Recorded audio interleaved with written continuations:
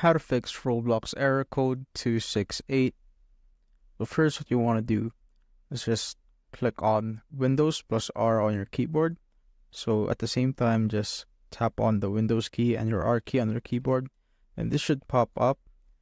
So just type in here on the space right here, it's percentage local app data percentage. Once that's done, just simply click on OK right there, and this will pop up a list of files or folders. You just need to find the Roblox folder. So mine is right here. Just simply open it, then go to versions.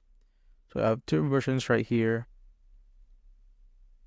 So what you need to do is just simply open the one that has been modified lately.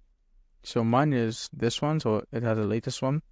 Just simply click on that, then find the Roblox player launcher.exe, and just simply right click on that.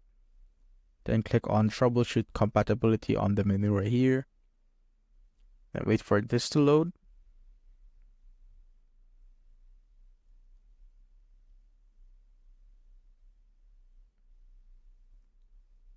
Now it's just going right here.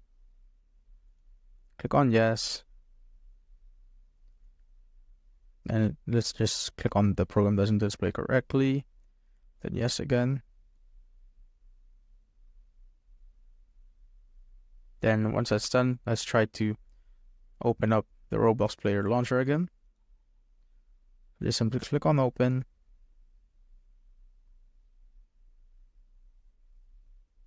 Then once that's done, it should say that your Roblox has been successfully installed. When we go back right here, it should be done. But if it's still not working for you, just go back to that particular folder and just right click on the Roblox player launcher again. Go to properties, then go to compatibility to make sure that the compatibility mode is turned on right here. Just simply click on that, click on apply, click on OK.